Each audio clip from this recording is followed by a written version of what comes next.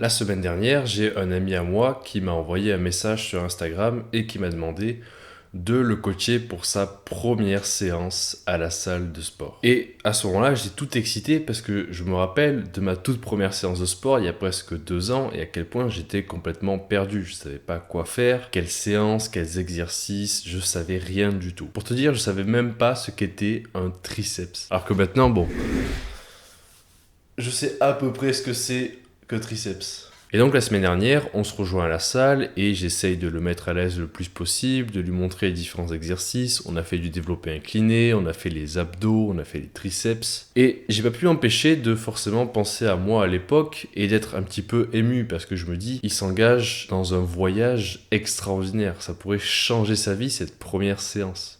Et donc je lui pose la question, c'est quoi ton objectif? Combien de fois tu veux venir à la salle? Et il m'a répondu 2. Et c'est là que j'ai compris qu'on n'était pas si pareil, parce que lorsque moi j'ai commencé la salle il y a 2 ans, je savais que pour atteindre mon objectif, il faudrait que j'y aille tous les jours. Et je vois déjà les commentaires arriver. Je sais très bien que s'entraîner tous les jours, ce n'est pas une bonne idée. Et d'ailleurs, si tu as un coach ou un influenceur fitness ou un gym bro qui te dit qu'il faut aller à la salle tous les jours, eh bien c'est mauvais signe. C'est mauvais signe parce que ça va empêcher ton corps de se régénérer, de se reposer, mais ça va aussi empêcher l'hypertrophie, donc la croissance musculaire.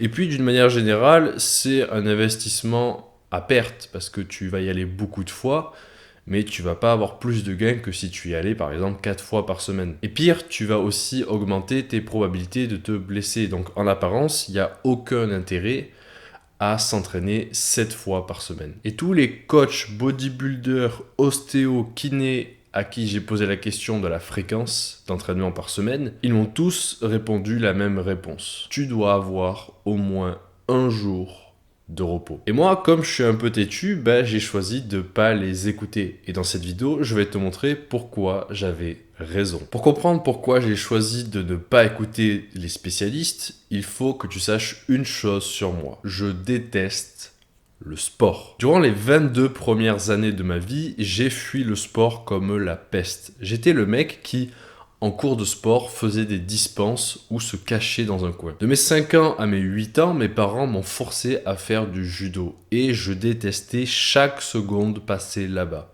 Pour te dire, je détestais tellement le judo qu'une fois, oh mon Dieu, c'est horrible. Une fois, on a eu un accident de voiture, mon frère et ma mère, en allant au judo. Un accident assez grave, hein. On a foncé dans un mur. Et la première chose à laquelle j'ai pensé quand on m'a sorti de la voiture, c'est yes, ce soir, on ne va pas au judo. Je sais que c'est horrible, mais ça te donne une idée d'à quel point je détestais le judo. À chaque fois que j'y étais, je me laissais faire et on me mettait par terre et je disais « Oh j'ai perdu, mince alors. » Donc déjà à l'époque, je me sentais très mal dans mon corps. Je sais pas pourquoi, mais très tôt, j'ai eu une conscience de moi-même assez élevée qui faisait que j'avais honte de mon corps. Et ce malaise dans mon propre corps, il se voyait partout. Je me souviens de ma première cérémonie de remise des ceintures. Donc c'est le moment où on t'upgrade en fait. On te dit voilà, tes ceintures blanches, tes ceintures jaunes, tes ceintures violettes, noires, marron, tout ce que tu veux. Je suis force jaune devant, marron derrière.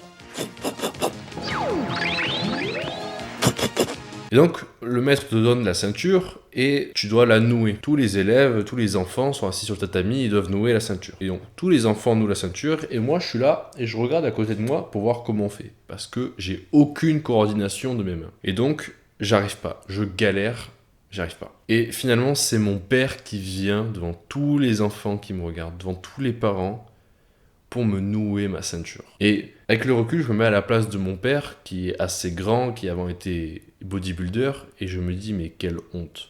Quelle honte d'avoir un fils incapable comme ça. Et après ce soir-là, le sport a été synonyme pour moi d'humiliation. À chaque sport que j'ai fait, je peux y associer une humiliation.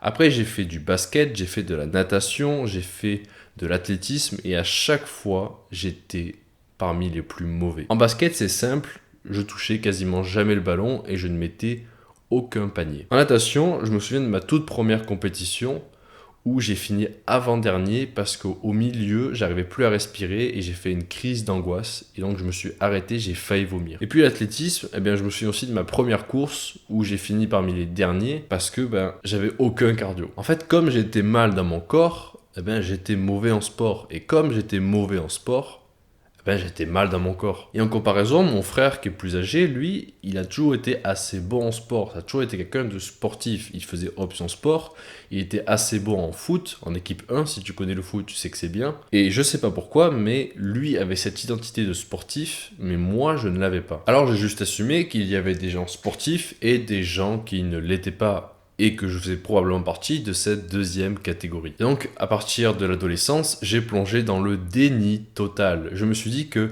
les sportifs étaient des gens sous-intelligents, des gens superficiels et matérialistes. Je me disais qu'entre de gros biceps et un gros cerveau, il fallait choisir, et que je choisirais toujours le gros cerveau. Et donc ça, c'est ce que j'appelle le niveau 1. C'est le niveau où tu n'as pas l'identité d'un sportif et que tu penses tout simplement que ce n'est pas fait pour toi, qu'avoir un corps musclé, ce n'est pas à ta portée. Et puis, autour de mes 16 ans, je suis passé au niveau 2. Le niveau 2, c'est lorsque tu commences à comprendre qu'en fait, ne pas faire de sport, c'est peut-être pas une si bonne idée. Tu réalises finalement que le corps et l'esprit sont assez liés et que si tu veux te sentir bien mentalement, tu dois être bien physiquement. Et donc, tu commences à faire du sport en solo. Tu fais quelques pompes le matin ou tu pars courir le week-end, mais c'est assez irrégulier. Parfois, tu te chauffes et tu te dis que tu vas faire une transformation physique complète pour séduire une fille ou pour prendre une revanche sur la vie. Et régulièrement, durant les vacances d'été, je me disais que j'allais faire du sport tous les jours pour faire une transformation physique et surprendre tout le monde à la rentrée. Sauf que je ne tenais jamais le rythme. Je me mettais à faire du sport, à télécharger les applications gratuites pour avoir des programmes de sport, je suivais les programmes,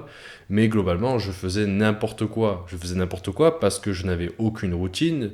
C'est-à-dire je m'entraînais un jour par-ci, un jour par-là. Je n'avais regardé aucune vidéo sur comment faire les exercices. Je n'avais aucune idée de la nutrition que je devais avoir. Donc j'avais pas d'apport calorique suffisant pour construire du muscle. Et puis surtout, globalement, je faisais ça à l'envie. Les fois où je m'entraînais comme un acharné pendant 2 heures. Et comme j'étais un peu gras, je transpirais beaucoup, j'étais pas bien dans mon corps. Et donc forcément, je ne pouvais pas tenir sur le long terme. Et je pense que dans ma vie, j'ai dû faire au moins 7 transformations physiques. Et je n'ai jamais tenu plus de 3 mois. Enfin ça, c'était jusqu'à la dernière. J'ai commencé ma transformation physique le 1er janvier 2022. Et jusqu'à aujourd'hui, je n'ai jamais abandonné. Et la raison pour laquelle je n'ai pas abandonné cette fois est que j'avais un système avec des règles. Et la première règle était pas de jour de repos. Et dès le départ, je savais très bien que faire du sport tous les jours n'allait pas être une bonne idée. Je savais très bien que ça allait ralentir ma progression. Mais ce que je savais encore plus, c'est à quel point mon cerveau était un gros flemmard. Je savais que si je n'y allais pas à fond, si je n'y allais pas tous les jours, alors je ne le ferais pas. Je savais très bien qu'il me suffisait d'un jour de pause pour que ça se transforme en 2 jours, puis 1 semaine, puis 1 mois, puis 1 an. Et je sais pas si tu réalises, parce que là, toi, tu me vois maintenant, tu me vois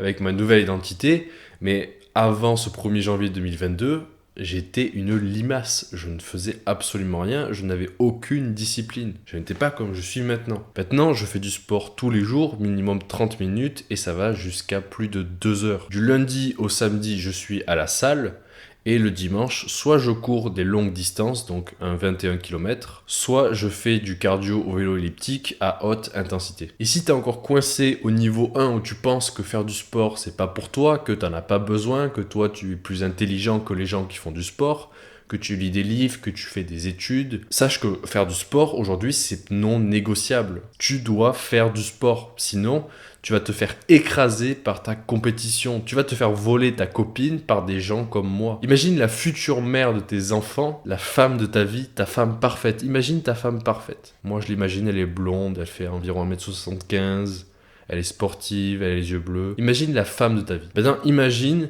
que tu la croises. Tu la croises, mais tu fais 50 kilos, t'as des petits seins qui pendent, t'as des bras tout fins, des ficellos. Est-ce que vraiment elle va s'arrêter là? Est-ce que vraiment elle va te regarder? Il faut que tu te réveilles, parce que franchement, honnêtement, un de mes plus gros regrets dans ma vie, c'est d'avoir commencé trop tard ma transformation physique. J'aurais aimé commencer, j'aurais aimé avoir ce réveil-là, cette vidéo à 16 ans.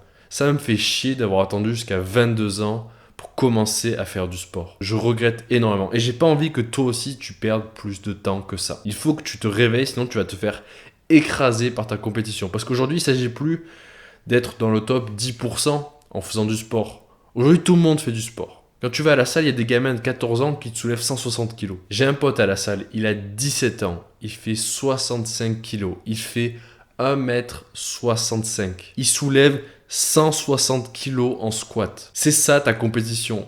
Le mec a des abdos de fou, il a un dos monstrueux. C'est ça ta compétition. Et il a que 17 ans. Donc soit tu joues au jeu et tu le joues bien et tu y vas à fond, soit tu joues pas. Soit tu continues à être de ceux qui jouent aux jeux vidéo et qui se plaignent de pas avoir de copines mais qui en même temps ne font aucun effort. Et je dis pas ça pour te démotiver, je te dis ça parce que je sais à quel point c'est dur de faire du sport quand on n'aime pas ça de base, quand c'est pas notre identité. Mais c'est pour cela justement que tu dois y aller à fond, tu dois y aller tous les jours.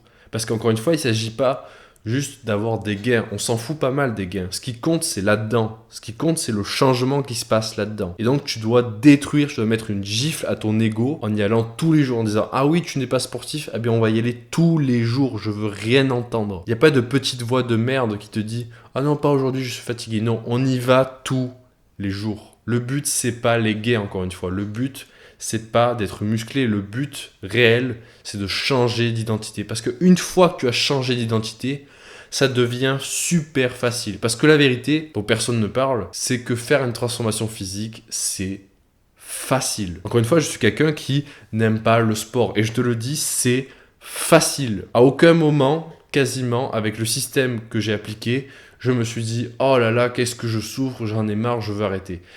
Quasiment à aucun moment, peut-être les premiers jours. Mais une fois que j'ai eu mon système en place, tout est facile. Je veux dire, en soi, les exercices, ils sont faciles. Tu fais quelques répétitions, tu te reposes. Tu fais quelques répétitions, tu te reposes. La souffrance, elle dure peut-être quelques secondes. Mais c'est facile. C'est juste une question d'identité. En fait, le plus difficile, c'est juste dans ta tête. C'est là-dedans que ça se joue. Et une fois que tu as débloqué ça, mais tu vas progresser 2 fois plus vite. Tu n'auras plus aucun problème de discipline. Et donc, concrètement, qu'est-ce que tu dois faire ? Concrètement, tu dois t'entraîner tous les jours avec le même exercice, ou plutôt le même programme, les mêmes exercices. Il n'y a pas de jour des jambes, jour du haut du corps, push-pull leg, non.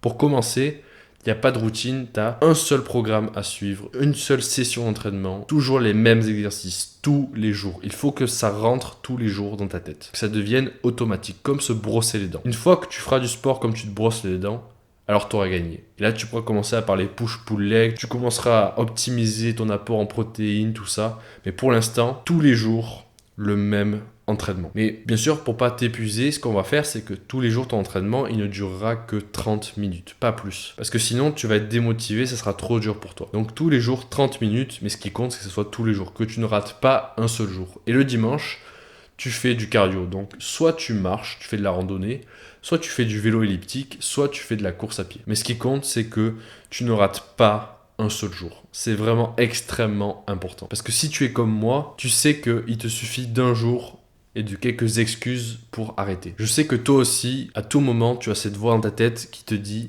lorsque c'est difficile, non, t'en es pas capable, arrête. Pendant des années, j'ai eu cette voix dans ma tête. Et c'est que lorsque j'ai compris que finalement, c'était pas un problème de compétence, c'était pas un problème de connaissance, mais que c'était un problème d'identité. C'est qu'à partir du moment où j'ai compris ça, que tout s'est débloqué. Et si tu commences dès maintenant, l'été prochain, tu seras un homme nouveau. Personnellement, ça m'a pris que 3 mois pour intégrer le sport à mon identité, pour faire de la salle ma nouvelle maison. Maintenant, j'adore ça, j'ai envie d'y aller tous les jours, voire même plusieurs fois par jour. Je rigole avec mes amis à la salle, j'aide d'autres gens à s'entraîner, à commencer la salle. Et puis, généralement, tous les matins, je me réveille excité à l'idée de battre un nouveau record. J'ai cette rage en moi, j'ai cette envie de toujours pousser plus, d'aller plus loin. Mais surtout, rien ne vaudra jamais la satisfaction lorsque tu te regardes dans le miroir et que tu te dis « je l'ai fait ». Voici le résultat de tous mes efforts. C'était possible et je l'ai prouvé. Non, franchement, je pensais pas que cette vidéo me rendrait émotif, mais c'est tellement... Je peux pas expliquer tout ce que m'a apporté le fait de faire du sport tous les jours. C'est une toute autre vie, c'est un tel changement et c'est tellement mieux, la vie est tellement mieux. Vraiment, quand je pense à ma vie avant le sport, j'ai l'impression que c'est un film en noir et blanc. C'est très bizarre, mais comme j'ai fait du cinéma, je pense souvent en film. J'ai l'impression que tout était en noir et blanc avant ça, en fait. C'est vraiment une vie que je te souhaite parce que c'est pas tellement en termes de séduction, c'est pas en termes tellement de succès avec les filles, parce qu'en vérité tu auras surtout du succès avec les hommes. En fait, c'est surtout eux qui vont être waouh, t'as un beau physique, pas mal les triceps et tout, c'est eux qui vont te faire le plus de compliments. Mais c'est surtout là-dedans que ça se joue, encore une fois, de se sentir capable de porter les courses, de pouvoir aider son père à reconstruire sa maison. Non, ça a pas de prix. C'est la plus belle chose qui puisse t'arriver. Maintenant, tu vas pas aller très loin, tu vas pas tenir tous les jours si tu n'as pas un système, si tu n'as pas une idée au moins de ce que tu dois faire. C'est pour cela que en description, il y a un guide complet sur tout ce que tu dois faire. C'est-à-dire qu'il y a le changement en termes de mindset à opérer, il y a le système d'habitude et surtout il y a l'entraînement à suivre tous les jours pendant 3 mois. C'est un guide gratuit, je l'ai fait il y a quelques mois et globalement c'est comme ça qu'aujourd'hui je suis arrivé là où j'en suis. Tout est en description, donc tout ce que tu as à faire, c'est de le télécharger et de suivre à la lettre ce que je te dis de faire. Et si même avec ce guide, tu n'arrives pas à te mettre au sport, si tu penses que tu as besoin de plus d'aide, je propose aussi du coaching. Ce sont des appels d'1h30 lors desquels je t'aide à débloquer ta situation, que cela soit pour changer d'identité ou pour trouver le sens de ta vie ou encore arrêter tes addictions. Si ça t'intéresse, tu peux réserver ton appel en description et sur ce, je te laisse avec cette vidéo.